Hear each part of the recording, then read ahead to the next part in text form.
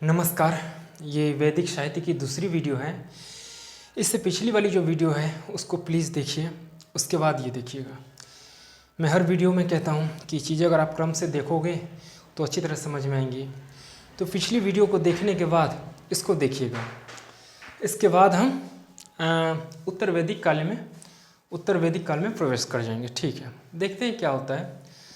अगर और बनाना पड़े तो और बनाना पड़ेगा, नहीं तो देख लेंगे अपना कंटेंट, उसके बाद में उसको कर दूंगा। लेकिन मुझे नहीं लगता वैदिक साहित्य के बाद हम उत्तर वैदिक काल में प्रवेश करने वाले हैं।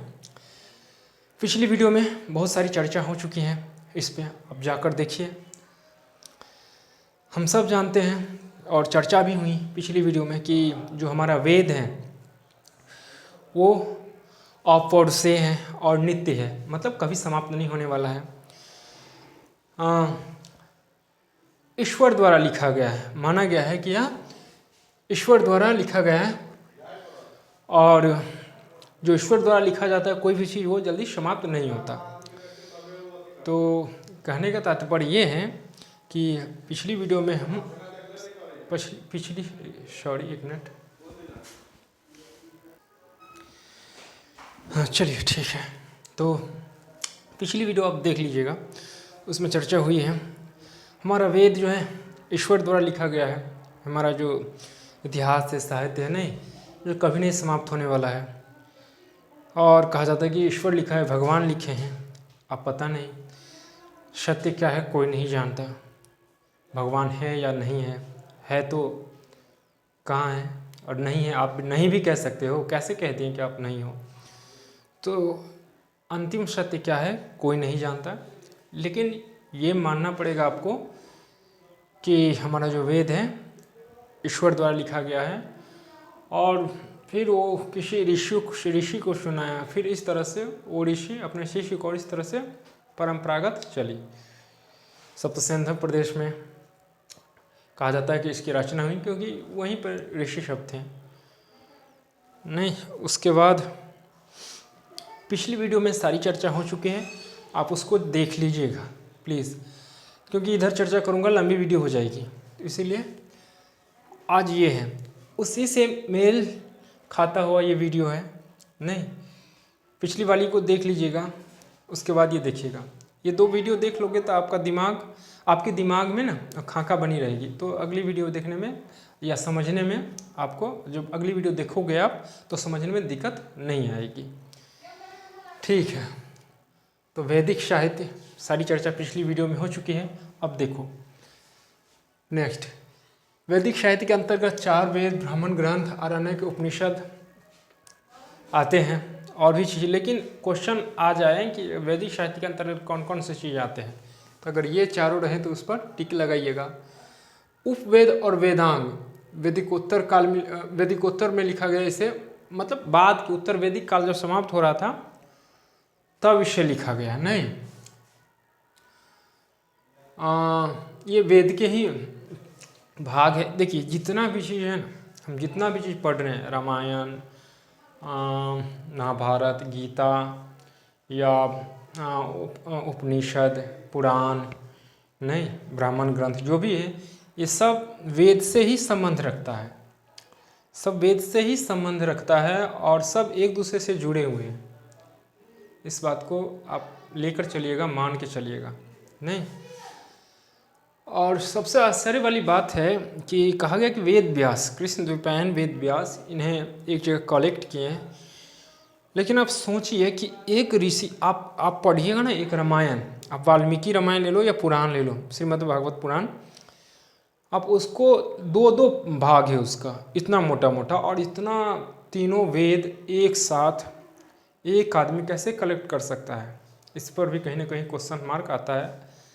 हालांकि बाद में दिया गया कि सब मंत्रों का अलग अलग, हम पढ़े भी पिछली वीडियो में ही पढ़े कि हर मंत्र जो लिखे हैं, हर मंडल लिखे हैं, अलग अलग ऋषि लिखे हैं। नहीं, ये भी चर्चा हुई है कि हर मंडल अलग अलग ऋषि लिखे हैं, लेकिन मुख्य तौर पर महर्षि कृष्णद्वैपायन वेद व्यास को माना गया है।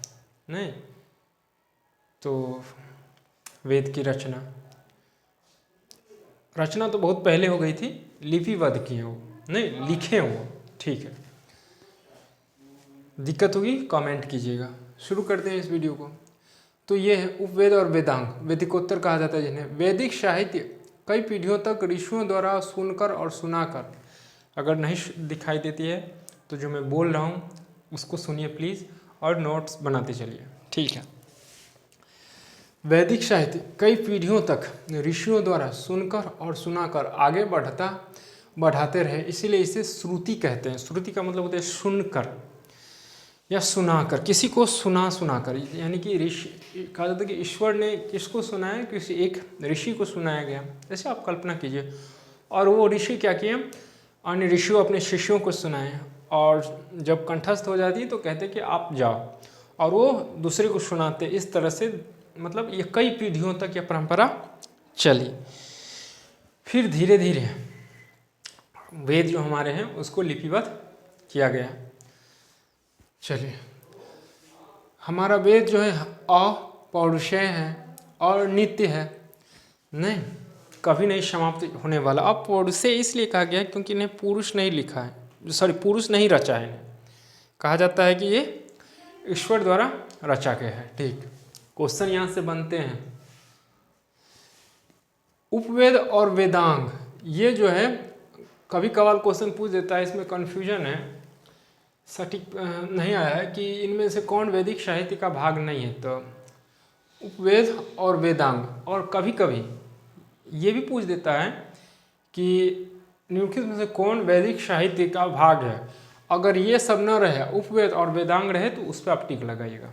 इसको आप गौर करके चलिएगा, पिछली वीडियो में भी बोल चुका हूँ इसके बारे में। चलिए, 4 वेद हैं, ऋग्वेद, यजुर्वेद, सामवेद, अथर्ववेद। अथर्ववेद बाद में लिखा गया, नहीं, बाकी के तीनों वेद यहाँ पे मैं लिखा हूँ, ऋग्वेद, यजुर्वेद, सामवेद, अथर्ववेद।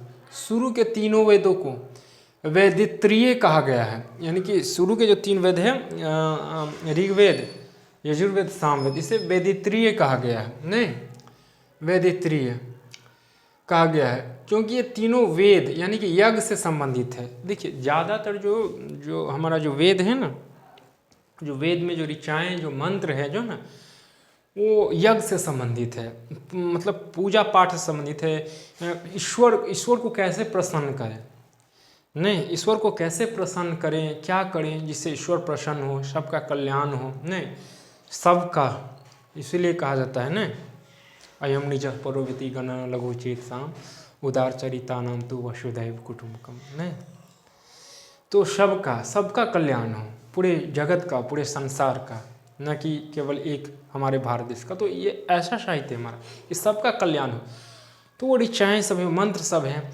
ज़्यादातर जो है यज्ञ के बारे में दिया कि यज्ञ जो करते हैं ना, उसमें डालते हैं ना अच्छत सब, वो तो उस मंत्र के द्वारा उसमें से जो धुआं जो आता है ना, और वो धुआं क्या करेगा, ऊपर जाएगा और वो ईश्वर को संदेश देगा, और उसके संदेश देगा, और फिर ईश्वर हमारी बात को सुनेंगे और जो हमारी मनोकामनाएं रहती है उसको पूर्ण करेंगे। तो यही सारी चर्चा सब वेद में हुई है, ईश्वर से संबंधित बातें हुई है, ज़्यादातर यज्ञ से संबंधित। ठीक, अथर्ववेद में लौकिक विषयों का वर्णन है। लौकिक मतलब देखिए, बाद का वेद है अथर्ववेद।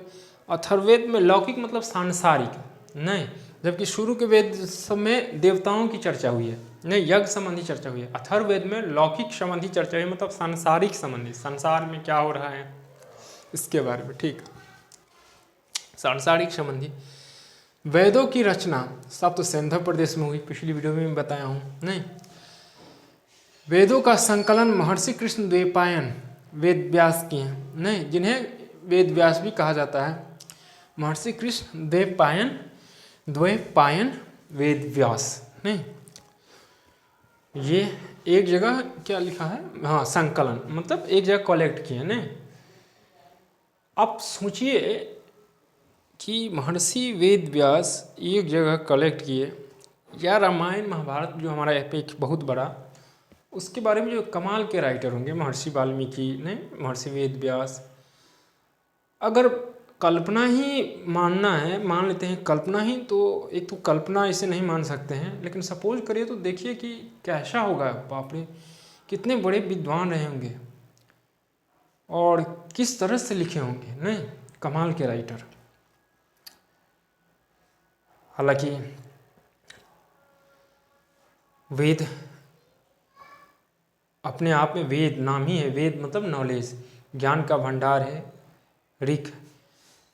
तो ये सब कितने बड़े होंगे, आप थोड़ी कल्पना कीजिए, थोड़ी अध्ययन कीजिए और इस पर विचार कीजिएगा तो आपको पता चलेगा कि ये सब क्या थे। नहीं, उधर मैं नहीं जाना चाहूँगा, लंबी हो जाएगी वीडियो। सो इधर आते हैं। तो इन्हें वेद व्यास भी कहा जाता है, जो क्या किए, एक जगह कलेक्ट किए वेदों को। ऋग्वेद सबसे प्राचीन वेद है, यानी कि सबसे पुराना जो वेद है, प्राचीन वेद, इसको याद रखिएगा। सबसे प्राचीनतम वेद, एंशिएंट जो वेद है वो ऋग्वेद। ऋग का मतलब होता है, ऋग और वेद दो शब्द से मिला है ऋग। ऋग का मतलब होता है अश्लोक या छंदोबद्ध रचना, यानी कि अश्लोक के रूप में रचना या छंदोबद्ध करके। ऋग और वेद का मतलब होता है नॉलेज, ज्ञान। यानी इसीलिए मैं बार बार कहता हूँ कि आप वेद, चार वेद, वेद, रामायण, महाभारत, जो गीता है, नहीं जो पुराण है, उसको ज़रूर पढ़िए। पूरे यूनिवर्स के विशाल ज्ञान का विशाल भंडार है ये, नहीं बहुत कुछ सीखने को मिलेगी आपको। देवताओं की उपासना, स्तुति करने वाला गीत। अब ऋग्वेद के बारे में थोड़ी चर्चा हो जाए यहाँ पे। देवताओं की उपासना, स्तुति करने वाले गीत जो सूक्तों के रूप में लिखा गया है, नहीं ऋग्वेद में क्या है, देवताओं की उपासना के बारे में दिया गया है, सूक्तों के बारे में दिया। सूक्त क्या होता है, वो मंत्र ही है, लेकिन 2 या 3 से अधिक जो मंत्र एक ही लिपि में लिखा जाता है ना, तो उसको हम बोलते हैं सूक्त। या ऐसे भी कह सकते हैं आप, जो अच्छी बातें होती है, अच्छी बातें ना, उसको हम सूक्त कहते हैं। जो अच्छी बातें, हम ईश्वर के संबंध में अच्छी बातें कहते हैं, ईश्वर को खुश करने के लिए, नहीं तो उसे हम कह सकते हैं सूक्त। ठीक, चलिए। तो सूक्तों के रूप में लिखा गया है, यानी कि देवताओं की उपासना के बारे में दिया गया है, नहीं करने वाले गीत जो है सूक्तों के रूप में लिखा गया है। देवताओं की उपासना, स्तुति करने वाले गीत सूक्तों के रूप में लिखा गया है।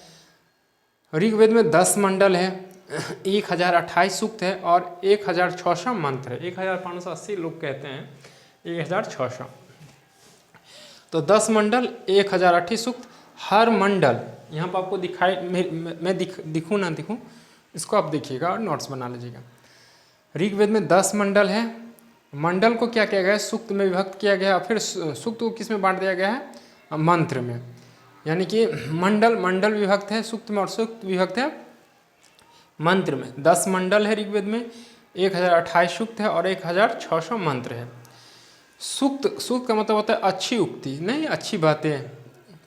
ज़्यादातर मंत्र में यज्ञ के दौरान देवताओं का आवाहन किया गया। आवाहन मतलब पुकारा, हम देवताओं को पुकारते हैं। बोला हूँ ना, मैं पहले ही बोला हूँ कि ऋग्वेद में यज्ञ से संबंधित है, और जनरली जो भी हम चीज़ जो यज्ञ में डालते हैं, आवाहन करते हैं, वो देवताओं को, ताकि देवता जो है मेरी बात को जाने समझे और जो मेरी इच्छा है, मनोकामना है, उसे पूर्ण करें। ठीक, उसके बाद होता या होत्री क्या होता था, पुरोहित होता था। यज्ञ के दौरान देवताओं का आवाहन करने वाले पुरोहित था, या ऋग्वेद के मंत्रों को उच्चारण करने वाला। जो ऋग्वेद है ना, उसमें जो मंत्र होते थे, जैसे हमारे यहाँ पंडित नहीं आते हैं, सत्यनारायण भगवान की पूजा होती है, कोई भी पूजा कराते हैं तो पंडित आते हैं, तो पंडित कुछ बोलते हैं ना, तो उसी तरह से ऋग्वेद के जो मंत्र का उच्चारण करवाते थे, या ऋग्वेद के जो पुरोहित थे, उसे होता या होत्री कहा जाता था। ठीक है, यह आपको याद रखनी है कि होता जो है किस वेद के पुरोहित थे। चारों वेद रहेगा, आपका ऑप्शन रहेगा ऋग्वेद, सामवेद, अथर्ववेद, यजुर्वेद, आपको टिक लगानी रहती है। तो इसको आपको याद रखना है कि ऋग्वेद के जो पुरोहित थे वो होता थे, होत्री भी इसे कहा जाता है। ठीक, 10 मंडल मतलब भाग, पार्ट, लेसन, एक मंडल। हर मंडल लिखा है हर ऋषि द्वारा। पिछली वीडियो में मैं बता चुका हूँ, इसको बोल चुका हूँ। हर मंडल जो है ना, भाग मतलब लेसन, उसको क्या बोलते हैं हिंदी में, पाठ नहीं। तो 2 से 7 जो मंडल है ना वो सबसे प्राचीन मंडल है, 2 से 7 तक। उसके बाद 1, 8, 9, 10वां मंडल, ये सब बाद में जोड़ा गया है। सबसे प्राचीन मंडल कहाँ से कहाँ तक है? 2 से 7, 1 से 5, 6 से 9, इस टाइप से रहेगा। आपको टिक लगानी रहेगी 2 से 7, ठीक। कैसे भी पूछ सकता है, आप खुद से क्वेश्चन बनाओ। गायत्री मंत्र ऋग्वेद के 3रे मंडल में है। गायत्री मंत्र जो लिया गया है ना, वो ऋग्वेद के 3रे मंडल से लिया गया है। विश्वामित्र शायद इनके रचनाकार हैं। सूर्य देव को समर्पित है। ओम भूर्भुवः स्वः तत्सवितुर्वरेण्यं भर्गो देवी धीमहि धियो यो न प्रचोदयात्, यही है शायद। चलिए, तो गायत्री मंत्र ऋग्वेद के 3रे मंडल में है। 9वां मंडल सोमदेव को समर्पित है। 9वां मंडल जो है सोम देवता को समर्पित है। 10वें मंडल में पुरुष सूक्त में का वर्णन है। पुरुष सूक्त के बारे में वर्णन है।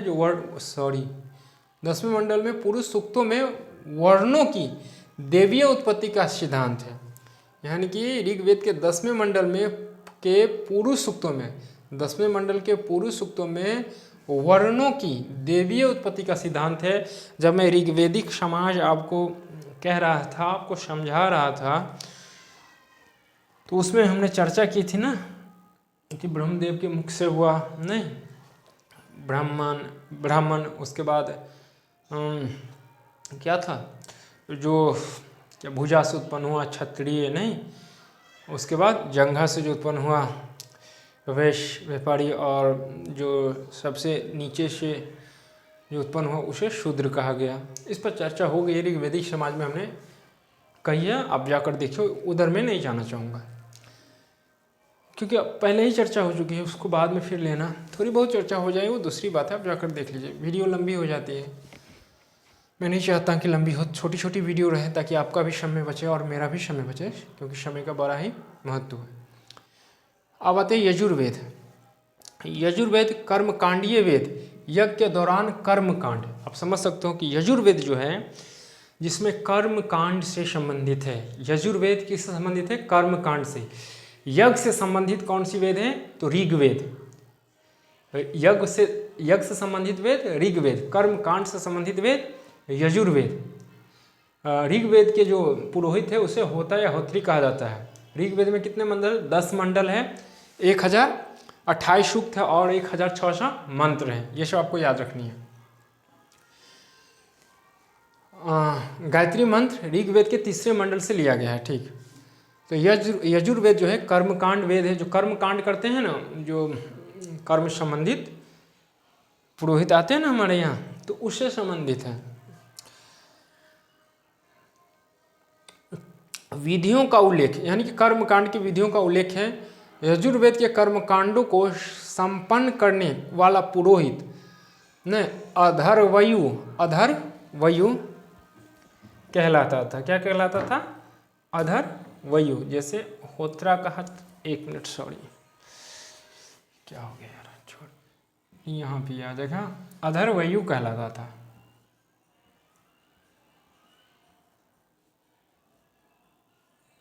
ठीक, अधर्वयु। तो ऋग्वेद का जो है, हाँ ठीक। तो कर्मकांड विधियां का उल्लेख है। यजुर्वेद के कर्मकांड को संपन्न करने वाले, यानी कि जो कर्मकांड जो करवाते थे जो पुरोहित, उसे क्या कहा जाता था? अधर्वयु। ये आपको याद रखनी है। यजुर्वेद गद्य और पद्य दोनों में रचित है। गद्य पद्य जानते हैं आप, प्रोज पोएट नहीं, कहानी में भी नहीं, और कविता के रूप में भी उपलब्ध है, अवेलेबल है नहीं। यजुर्वेद गद्य और पद्य दोनों में रचित है। इसकी 2 शाखाएं हैं, कृष्ण यजुर्वेद और शुक्ल यजुर्वेद। पिछली वीडियो में भी चर्चा हुई है। कृष्ण यजुर्वेद को गद्य वाले भाग में मिलेंगे आपको, नहीं, कृष्ण यजुर्वेद जो है गद्य है, नहीं, कहानी में मिलेंगे आपको, और शुक्ल पक्ष जो है पद है, कविता के रूप में। शुक्ल पक्ष को वाजसनेयी संहिता के नाम से भी जाना जाता है। जो शुक्ल पक्ष है ना हमारा, उसे वाज संहिता के नाम से भी, वाजसनेयी संहिता के नाम से भी जाना जाता है। ये क्वेश्चन पूछा गया है। शुक्ल पक्ष क्या है? गद्य में है या पद में है, आपको आंसर में मारनी है पद में। ठीक है, शुक्ल पक्ष को क्या कहा जाता है? तो वाज शनई संहिता। ठीक है, अगला आते हैं सामवेद। साम का अर्थ होता है गायन। साम का अर्थ क्या होता है? गायन। अगर नहीं दिखाई दे मैं जो बोल रहा हूँ उससे आप नोट्स बनाइएगा, 1-2 बार आगे पीछे वीडियो को करके। ठीक, साम का अर्थ होता है गायन, क्योंकि यहाँ से न केवल पीसीएस में बल्कि बीपीएससी में भी, और अगर आप इतिहास से नेट कर रहे हो तो यहाँ से क्वेश्चन बनते हैं। एसएससी यानी कि कोई भी कॉम्पिटिटिव एग्जाम हो, यहाँ से क्वेश्चन बनते हैं। इसलिए प्लीज़ ये मत समझिएगा कि ऐसे ही इसको लीजिएगा और मेहनत से नोट्स बनाइए, क्योंकि मैं भी बनाया हूँ, तो इसलिए मैं कह रहा हूँ एक बार नोट्स बन जाए, फिर 1-2 बार वीडियो देख लो, आपके माइंड में वैसे ही सेट रहेगी। कभी कभार अगर समय मिले तो सप्ताह में 1 बार 2 बार उल्टा कर देख लीजिएगा, बस हो गया। यज्ञ के दौरान गाए जाने वाले गीत जो था, साम का अर्थ होता है गायन। तो साम वेद में यज्ञ के दौरान गाए जाने वाला जो गीत था ना, तो उसकी चर्चा ज़्यादातर हुई। जो यज्ञ होता था ना, आप देखते होंगे सामवेद में गाना कहा जाता है कि यहीं से गीत का, भारतीय जो संगीत है उसका केंद्र बिंदु यहीं से उत्पन्न हुआ, यही केंद्र बिंदु है कहा जाता है, माना जाता है। तो जब कोई पूजा पाठ होती थी अपने यहाँ, तो आप देखते होंगे पिछली वीडियो में भी चर्चा हुई है इस पर, हाँ, तो एक पुरोहित आता है। ठीक है, नहीं जैसे मान लेते हैं ना, सामवेद के पुरोहित को उद्गाता कहते हैं। मतलब चारों वेद है ना, उसके पुरोहित का जो नाम है वो याद कर लेना। ऋग्वेद के होता है होत्री, और यजुर्वेद के पुरोहित का नाम अथर्वयु, और सामवेद के जो पुरोहित है उसका उद्गाता। तो उद्गाता जो पंडित होता है, मान लेते हैं अपने यहाँ देखते हैं कोई पूजा पाठ करवाते हैं तो पंडित क्या कहता है कि मंत्र पढ़ता रहता है, और जो है कोई मंत्र पढ़ के यज्ञ में कुछ आहुति देता रहता है, कुछ करता रहता है। या यज्ञ भी, अगर यज्ञशाला न भी बना हो, यज्ञ न भी हो, तो जो मंत्र पढ़ता रहता है पुरोहित, और बगल में लोग सब देखते रहता है, उसके पीछे जो हमारी माता, जो हमारी बहनें रहती है, या जो भी लोग रहते हैं, वो सब गीत गाते हैं, पीछे में रहकर गीत गाते रहते हैं। आज भी आप देखोगे जब हमारे यहाँ जब कोई इमर्जन यानी कि विसर्जन जब होती है मूर्ति की या किसी भी चीज़ की, तो क्या करते हैं कि पीछे पीछे जो हमारी माता बहनें जो रहती है वो गीत गाती रहती है, नहीं, और जो पंडित रहते हैं वो आगे आगे चलते रहते हैं, और उससे आगे मूर्ति रहती है, और पंडित कुछ गुनगुनाते रहते हैं, कुछ मंत्र करते रहते हैं, और पीछे पीछे गायन गीत होता रहता है। तो उसी से संबंधित है यज्ञ के दौरान गाए जाने वाले गीत। नहीं, यज्ञ के दौरान गाए जाने वाले गीत किस वेद में है? तो सामवेद में। इस तरह से आप नोट्स बनाओगे। सामवेद का गायन करने वाले पुरोहित उद्गाता है। 1549 यानी कि 1549 मंत्रों में केवल 75 जो है नए मंत्र हैं। भारतीय संगीत का प्रारंभ बिंदु कहा जाता है। ये यहाँ से क्वेश्चन बन सकते हैं कि भारतीय संगीत का जो प्रारंभ बिंदु है वो कहाँ है? तो आप कहोगे सामवेद में। ठीक, सामवेद से शुरू होती है। सामवेद के पुरोहित को क्या कहा जाता है? तो उद्गाता कहा जाता है। नहीं, यजुर्वेद के पुरोहित को क्या कहा जाता है? तो यजुर्वेद के पुरोहित को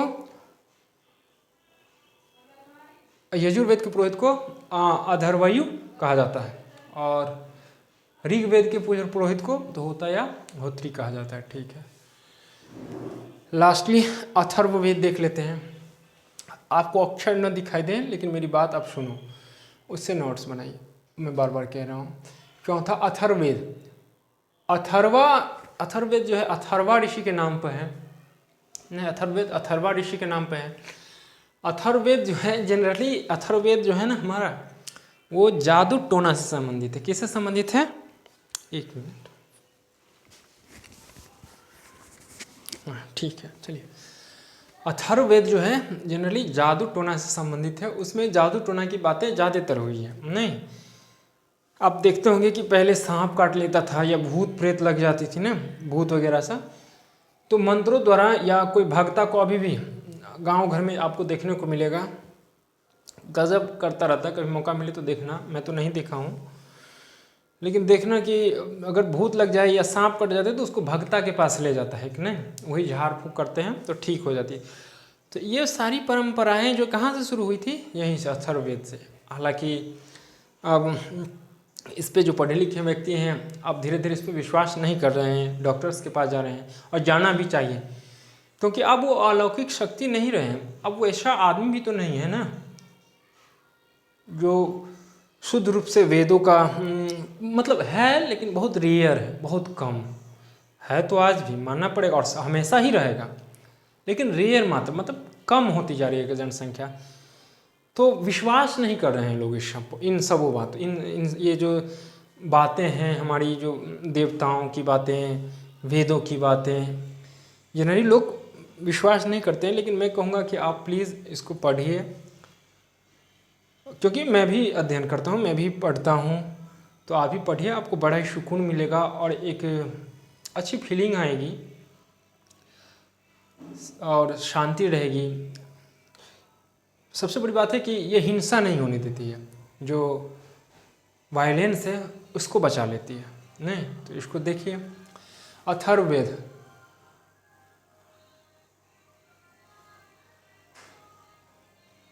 हाँ ठीक, अथर्ववेद देख लेते हैं। अथर्ववेद अथर्वा ऋषि के नाम पर है,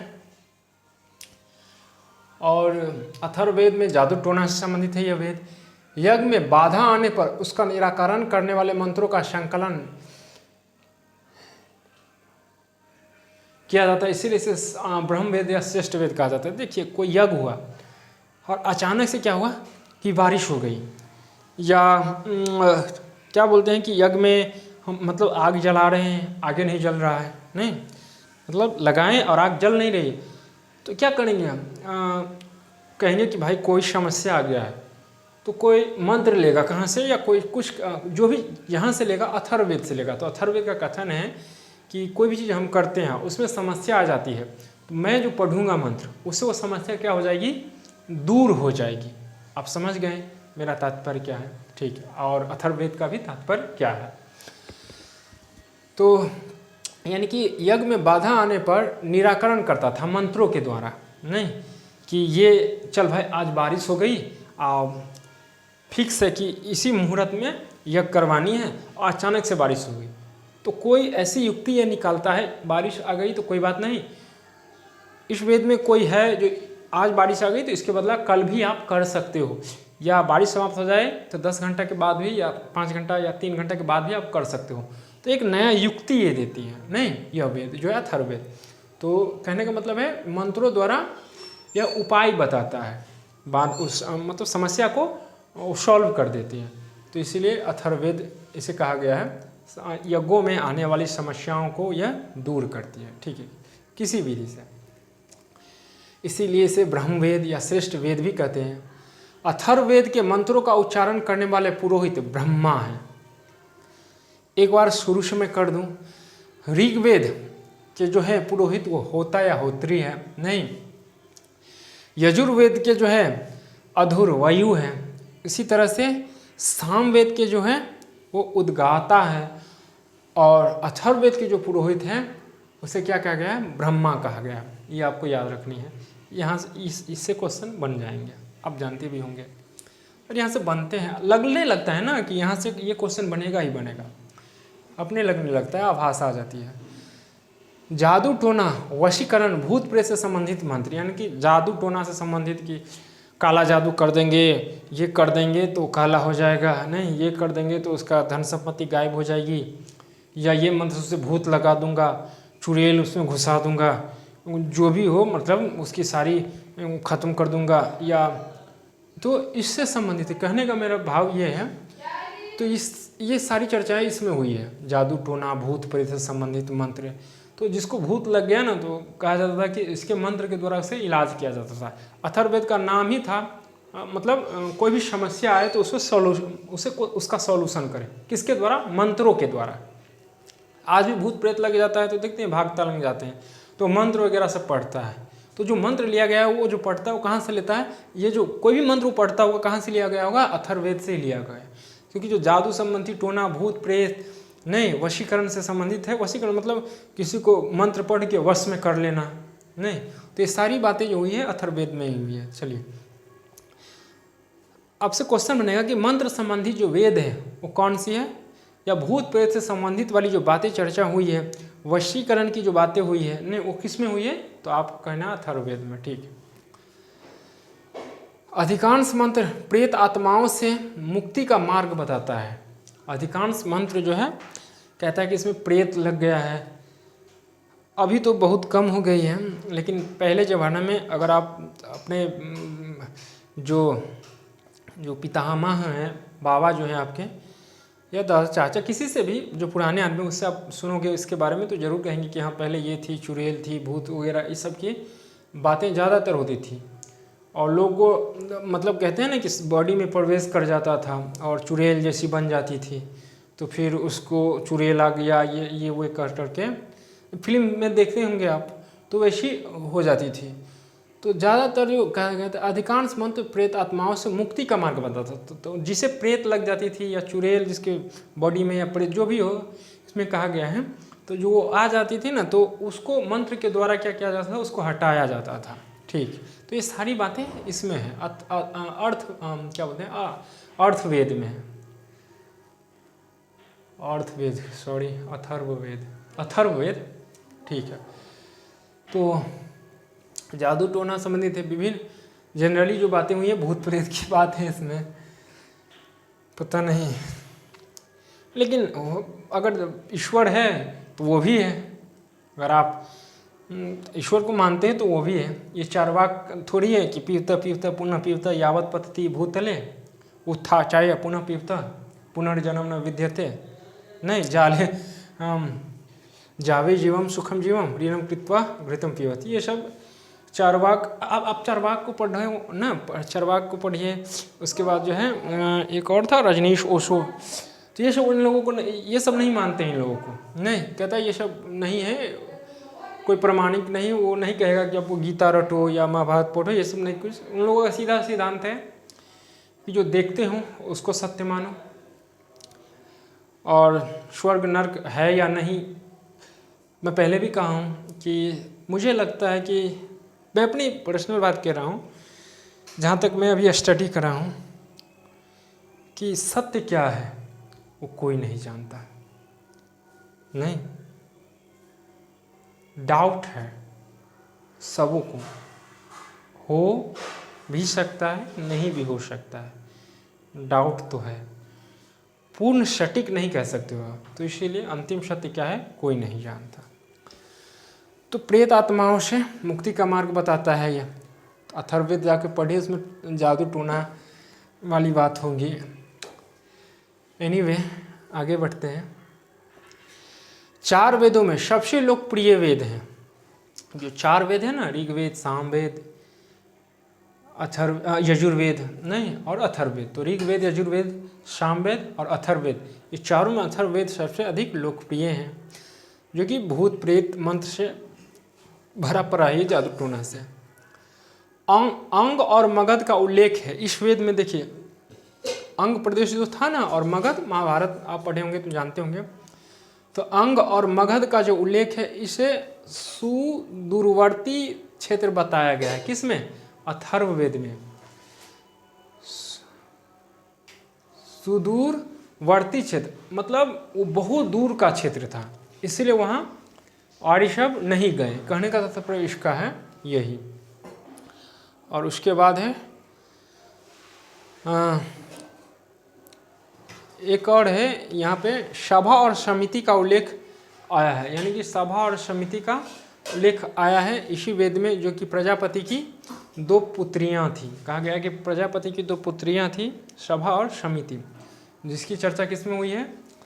अथर्ववेद में। अथर्ववेद में जो परीक्षित था, परीक्षित इंटरेस्टेड बात है यहाँ पे, आगे मैं आपको कह दूँ कि परीक्षित का उल्लेख अथर्ववेद में आया है। ये वही परीक्षित है जो महाभारत में अर्जुन के पौत्र, आई थिंक मैं सही हूँ तो, अर्जुन के पौत्र अभिमन्यु के बेटा, और अभिमन्यु की शादी किससे हुई थी? उत्तरा। अभिमन्यु और उत्तरा के जो पुत्र थे परीक्षित, इसी की चर्चा इसमें हुई है। और यही कहा जाता है कि कलयुग को देखा था, तो देखा कि बाप रे, जब कलयुग आएगा ना तो ये तो नाश कर देगा, सब वैसे ही मार रहा है, गाय को काट रहा है, कोई आदमी आदमी को खा रहा है, नहीं मतलब ये देखा अजीब था, तो इससे बड़ा क्रोध आया, वो कलयुग को मारने गया। तो कलयुग कहा जाता है कि कहा कि बड़ी लंबी कहानी है, मैं शॉर्ट में कहता हूँ यहाँ पे संक्षिप्त में। तो कहा जाता है कि कलयुग उसी टाइम में कहा कि मैं जो रहूँगा ना कलयुग में, तो 5 जगह रहूँगा। 5 जगह कहाँ कहाँ? देखिए यही धरती है, इसी धरती पे राम हुए, कृष्ण हुए, बहुत सारे हमारे जो महान पुरुष हुए, वीरांगनाएँ हुई, और इसी पे हम भी हैं। जो कहता है ना कलयुग आ गया, द्वापर युग है, त्रेता युग था, सतयुग था, त्रेता युग आया, फिर द्वापर युग आया, अब कलयुग आ गया। भाई तब भी सतयुग था, द्वापर युग था, त्रेता युग था, कलयुग था तब भी, और आज भी है। आप सत्संग के पास जाओ, हालांकि मैं इस पर शॉर्ट में एक वीडियो बनाऊंगा अच्छी, फिलहाल उधर नहीं जाएंगे। ये सब आज भी है, सतयुग आज भी है, त्रेता आज भी है, द्वापर आज भी है, और कलयुग भी आज है, तब भी कलयुग था। तो ये कलयुग बोला कि मैं 5 जगह रहूँगा कलयुग बनकर। एक जो क्या था ये कहा कि जो शराब पिएगा, नहीं जो शराब पिएगा मैं वहाँ चला जाऊँगा, माने कि उसमें मैं आ जाऊँगा। तो वो लोग कलयुग का मतलब आदमी कहलाएगा, कलयुग कहलाएगा, वो भ्रष्ट हो जाएगा, तो मैं उसे भ्रष्ट कर दूँगा। जो शराब पिएगा, जो हिंसा करेगा, नहीं जो वायलेंस करेगा, वहाँ पर मैं रहूँगा। जो मांस मछली खाता है ना, हिंसा करके मार के, वहाँ पे मैं कलयुग कहलाऊँगा, मतलब वहाँ पे मैं रहूँगा। तो वहाँ के लोगों में मैं प्रवेश करूँगा, तो वहाँ के लोग क्या कहलाएंगे? कलयुग के लोग कहलाएंगे। नहीं कहता कलयुग, घोर कलयुग आ गया है, देखो कैसे रह रहा है, कैसे खा रहा है, इसकी रहन सहन देखिए, तो मैं वहाँ चला जाऊँगा। तीसरा क्या था? तीसरा था पहला शराब जो पिएगा वहाँ पे रहूँगा। दूसरा जो था, बहुत दिन हो गए यार, इसको मैं देखा नहीं हूँ, अचानक मैं कह दिया हूँ। एक शराब पी रहा था, वहाँ पे जाऊँगा। एक हिंसा जो करेगा वहाँ पे, एक जो एक जो है, जो स्त्री एक घर से दूसरे घर जाएगी, या जो दूसरा पुरुष है, नहीं वो पराये स्त्री के साथ कुछ करेगा, गलत करेगा, गलत बिहेव करेगा, वहाँ पे मैं चला जाऊँगा। या स्त्री किसी के साथ गलत बिहेव करेगी, तो वहाँ पे मैं उसके साथ में चला जाऊँगा, उसके पास में रहूँगा और मैं अपना रूप दिखाऊँगा।